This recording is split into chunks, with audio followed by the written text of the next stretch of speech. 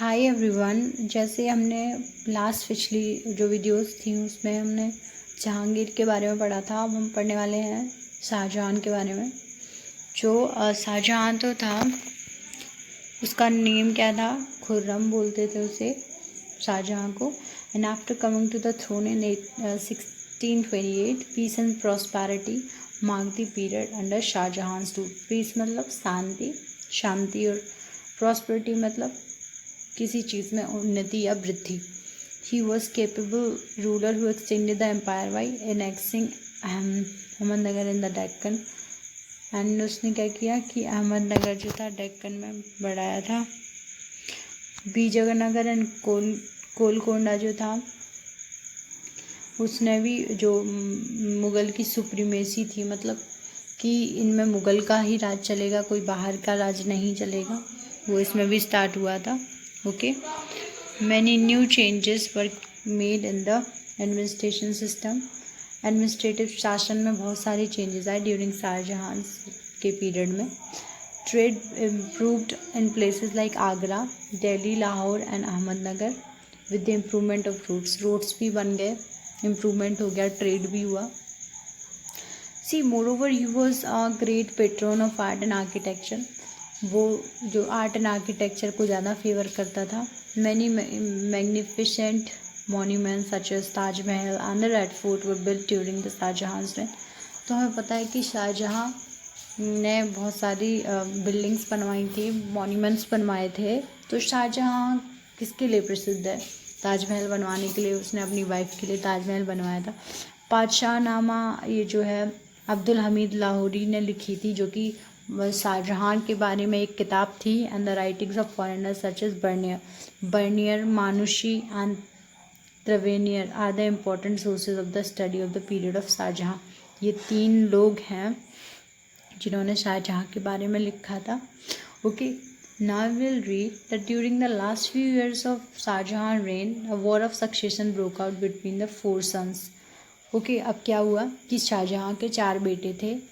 अब ये सोचा गया कि शाहजहां के मरने के बाद कौन आखिर तख्त पर बैठेगा, ओके, मुग़ल पे।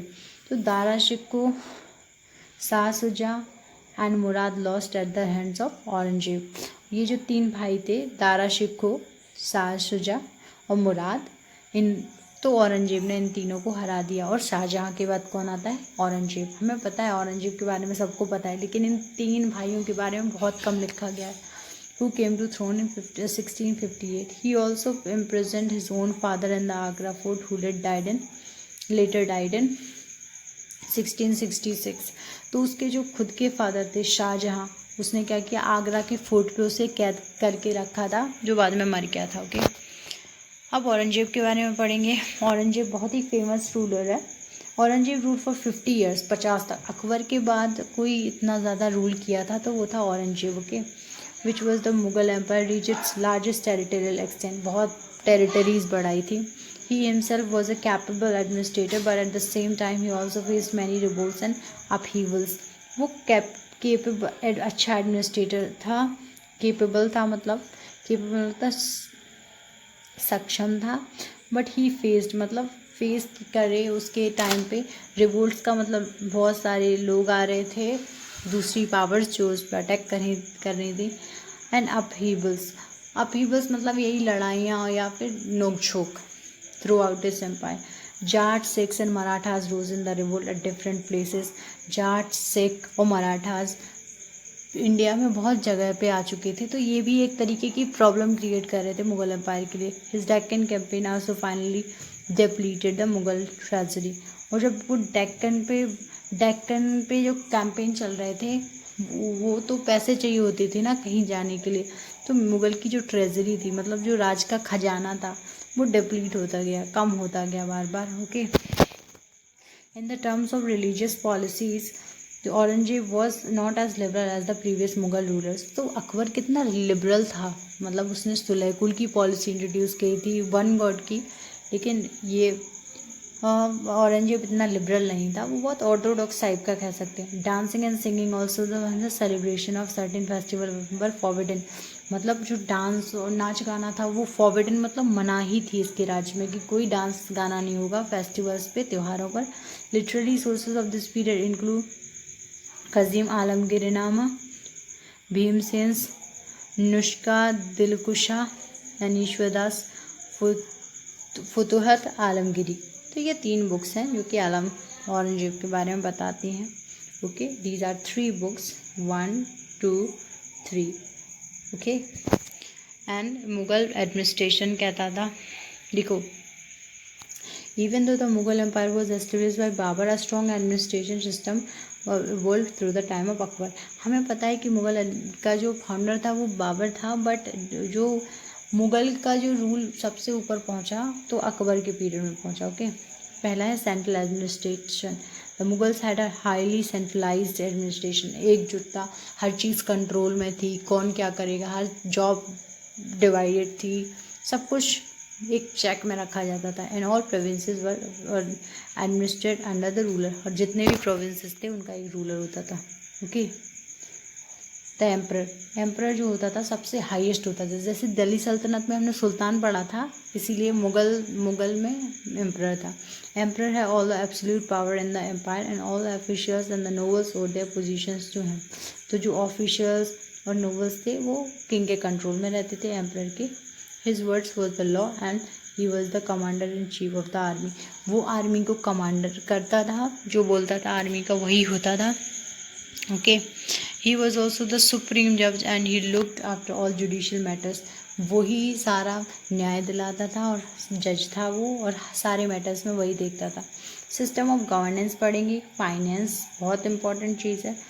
तो दीवाने कुल was the finance department, Diwane Kul. Okay, which was placed under the chief Diwan, जो कि कंट्रोल में किसके था, चीफ दीवान के। He maintain all the accounts and regularly check the treasury, वो हर चीज़ चेक में रखता था, और ट्रेजरी मतलब खजाना जो था रॉयल किंगडम का, वो भी देखता था। A daily and regularly check the a daily report was to be submitted to the king giving the details of the financial position. वो रोज डिटेल सबमिट करता था कि कितने फाइनेंशियल पोजीशन है, एम्परर को देता था, एम्पायर की सब बताता था। The revenue department at the centre has several branches and each branches had a secretary and a superintendent and clerks. देखो, हर प्रोविंस में क्या होता था, एक डिपार्टमेंट, रेवेन्यू डिपार्टमेंट में एक सेंटर होता था जिसका सेक्रेटरी होता था और इंटेंडेंट होता था, सुपरटेंडेंट। तो आज भी है, सीए है, उसके नीचे क्लर्क्स वगैरह होते हैं, तो उस टाइम पे भी होता था। तो छोटी छोटी पोजीशंस होती थी, क्योंकि एक इंसान कितना काम देख सकता है। मिलिट्री के बारे में, Mir Bakshi was the head of the military and he was in charge of all the military matters. Mir Bakshi का नाम बहुत ज़्यादा सुना होगा, वो इंचार्ज था मिलिट्री का। ओके, मुगल टाइम पे, अकबर के टाइम पे। Then for checking the branding of the horse, जैसे दाग मैंने पढ़ाया था, तो उसके लिए भी मीर बख्शी ही था। And role for the soldiers to gather intelligent reports, जो सोल्जर्स थे उन्हें क्या करना पड़ता था, इंटेलिजेंस। देखो, इंटेलिजेंस एजेंसीज होती हैं, तो वो पता लगाती हैं कि कौन कितना ज़्यादा सक्षम है लड़ाई में, या देखो हमारे यहाँ रॉ एजेंट्स होते हैं, उस तरीके से वो भी। He also had to accompany the emperor during the battles on tours और hunting expeditions। जब हंटिंग पे जाता था एम्परर, अकम्पनी मतलब कंपनी देना, किसी के साथ चलना बैटल्स के टाइम पे, और हंट करता था जब, तब he was assisted by the other Bakhshis. जो मीर बख्शी था उसकी किसकी हेल्प से काम करता था, कुछ और बख्शीस भी होते थे उनकी हेल्प से। रॉयल हाउस होल्ड पढ़ेंगे जब, was looked after by Mir Saman. जैसे जो मिलिट्री था वो मीर बख्शी था, तो मीर सामन के द्वारा ये रॉयल हाउस होल्ड देखा जाता था मुगल में। He supervise the purchase of goods of the household, जितना भी गुड्स परचेज मतलब खरीदना, सुपरवाइज मतलब देखभाल करना उस चीज़ की। तो हाउस होल्ड में जितने भी गुड्स आते थे उनकी देखभाल करता था, क्या क्या चाहिए इंसान लोगों को, ज़रूरतें क्या है। Moreover monitored production of goods in the royal karkhanas, और रॉयल कारखानाज में रॉयल हाउस होल्ड की जो चीज़ें होती थी डेली लाइफ की, वो प्रोड्यूस होती थी, तो उनको बनाने के लिए जो चीज़ें चाहिए हैं क्या कारखाना में वो हैं, वो देखता था। whether they were luxury items और weapons of the battlefield. Luxury मतलब बहुत एक्सपेंसिव हो, जो बहुत कम लोग अफोर्ड कर सकें, रीजनेबल प्राइस पर नहीं हो, एंड और the weapons of the battlefield. तो क्या जो जब मतलब वहाँ पे जाते हैं बैटल फील्ड में, लड़ाई के क्षेत्र में, तो उसके वेपन्स वगैरह हैं क्या हैं, तो वो चेक करता था उसका। And we will study about the judiciary. देखो जुडिशरी जो है एक बहुत इम्पॉर्टेंट टॉपिक हो सकता है किसी भी एम्पायर का।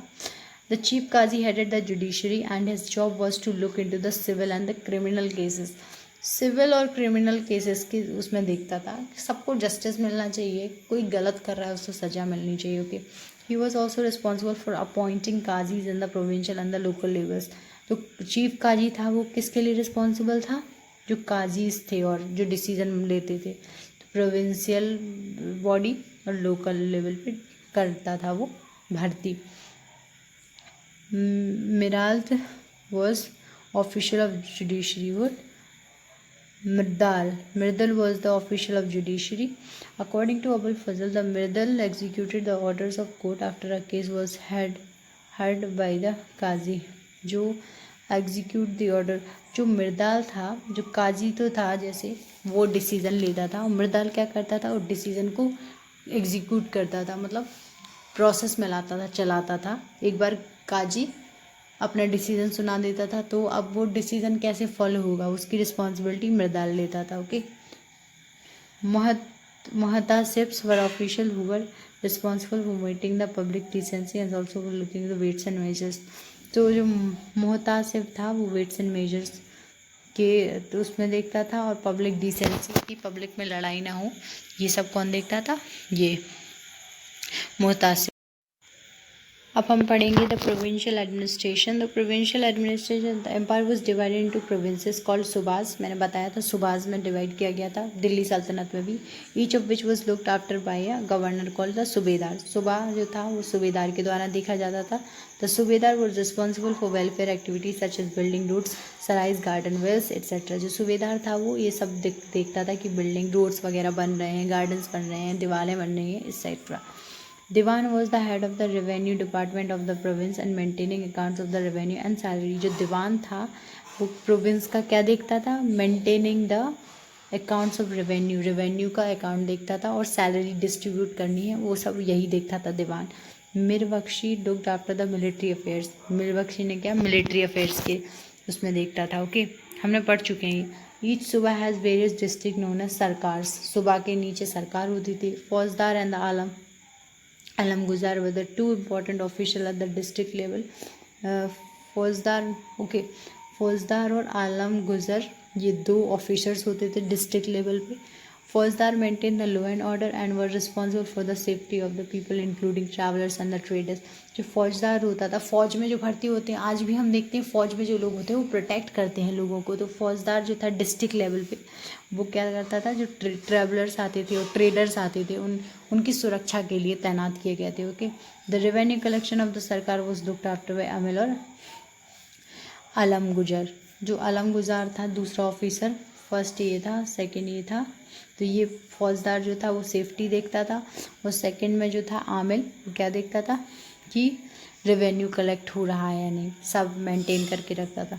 द थानेदार also maintain law and order and was responsible for providing military supply. Military supplies मतलब मिलिट्री सप्लाईज प्रोवाइड करने के लिए, जब वॉर के टाइम पे, और लॉ और ऑर्डर मेंटेन करने के लिए होता था थानेदार। ओके, थानेदार भी पढ़ लिया हमने। एंड ये सरकार वो, देखो हमने पढ़ा सुबह के नीचे सरकार होती थी। Sarkar was further divided to pargana and each pargana had a certain number of villages under it. परगाना होती थी एक कैटेगरी थी, उसके अंदर बहुत सारे विलेज होते थे परगाना में। सिकदार and Aamil were the administrative officer at the सरकार लेवल वाइल मुकम्मल एंड, ओके, जो सिकदार और आमिल थे वो एडमिनिस्ट्रेटिव ऑफिसर, जो शासक बनाते थे सरकार लेवल पे। और while Muqaddam and Patwari looked after the village administration, और विलेज एडमिनिस्ट्रेशन की तरफ कौन देखता था? Patwari and Muqaddam. These official collected land revenue, maintain land records and also maintain law and order. तो ये जितने भी ऑफिसर्स थे, जैसे मुकद्दम ले लो, पटवारी ले लो, चाहे विलेज में हम करें या फिर टाउन में करें, तो ये कलेक्टेड लैंड रेवेन्यू कलेक्ट करते थे एंड लैंड रिकॉर्ड्स मेंटेन करते थे और लॉ और ऑर्डर भी देखते थे। ओके, मनसबदारी सिस्टम के बारे में पढ़ेंगे। Mansabdari system was an administrative mechanism employed by the Mughals. एक एडमिनिस्ट्रेशन का ही पार्ट था Mansabdari, which was introduce by Akbar ने इंट्रोड्यूस किया था। The term mansab means rank और office and a mansabdar is the holder of the rank in the administration. तो मनसब का मतलब क्या होता था? एक रैंक। किस रैंक पे एक सोल्जर या फिर कोई भी इंसान ऑफिस में तैनात है, कि बड़ी पोजीशन है या छोटी, और जो रैंक होल्डर जो होता था उसको मनसबदार बोलते थे। विद द होल एडमिनिस्ट्रेशन में उसका कितनी बड़ी पोस्ट है वो देखा जाता था। Each civil and the military officer was assigned mansab according to the merit and the status. तो सबको मनसब असाइन किया गया था, सबको एक रैंक असाइन की गई थी, जिस तरीके से उनकी क्या था, मेरिट था, स्टेटस था, उनका काम था। 10 was the lowest rank while 50,000 was the highest. 10 lowest थी और 50,000 highest थी. Princess received mansabs between 50,000 and 5,000 I'm sorry 5,000 to 10,000. The emperor appointed the mansabdars. और कौन अपॉइंट करता था mansabdars? वो एम्परर करता था। Zat and sawar were the two elements of the mansab. Zat and sawar दो एलिमेंट थे। Zat means the official own status and income, while Sawar indicated the number of cavalrymen to be maintained. Jat क्या था? ऑफिशियल्स ओन स्टेटस, खुद का status. Jat का मतलब खुद का स्टेटस, लेकिन सवार का मतलब क्या होता था? Number of cavalryman to be maintain, कितने कैवलरी घोड़े तैयार करने हैं। For instance 300 sawar meant that the mansabdar had to maintain 300 soldiers. 300 sawars का मतलब क्या था? कि जो मनसबदार है उसे 3000 सोल्जर्स मेंटेन करने। Okay, now we will read about the decline of the Mughal empire. तो अब यार औरंगजेब के आने के बाद थोड़ा डिस्टर्ब होने लगा, उसके बाद जो थे वीक सक्सेसर्स आए। Even though the Mughal decline empire came, जो सच में एंड हुआ था वो 1857 के रिवोल्ट के बाद हुआ था। It has already been on the path of decline since the death of the Aurangzeb in 1707। लेकिन औरंगजेब की मृत्यु के बाद 1707 में वो डिक्लाइन होता जा रहा था। डिक्लाइन मतलब वो घर गिरता जा रहा था। Okay, one of the biggest reason for the decline was the weak and the incompetent rulers that came to the throne and after Aurangzeb. पहला रीज़न क्या हो सकता था? कि जो रूलर्स आए थे वो इनकॉम्पिटेंट थे, किसी लायक ही नहीं थे, वो थोड़े लेजी टाइप के थे। जो औरंगजेब के बाद आए तो वीक थे। Owing to their weakness many province started breaking away from the Mughal empire and asserting their independence. अब क्या हुआ कि ये जो वीक थे, इसके कारण क्या हुआ, प्रोविंसेस जो राजपूत वगैरह मुगल के में मिल गए थे, उन्होंने बोला कि अब तो यार हम खुद अपना कर लेंगे। मुगल इतना स्ट्रॉन्ग रहा नहीं जैसा था, तो वो हटने लगे। ओके, अपनी अपनी खुद की इंडिपेंडेंट किंगडम बनाने लगे। एंड अब हम ये जो चीज़ें हम पढ़ेंगे इंडिपेंडेंट किंगडम, वो चैप्टर 10 में पढ़ेंगे। अब इसके बाद जो हम पढ़ेंगे वो मराठास आए थे उस टाइम पे, ये सब पढ़ेंगे। फ़िलहाल मैंने ये चैप्टर यहाँ पे ख़त्म कर दिया है। आई होप आप लोगों को सबको इन्जॉय करोगे ये चैप्टर पढ़ने में। Thank you so much, I really appreciate it. Thank you.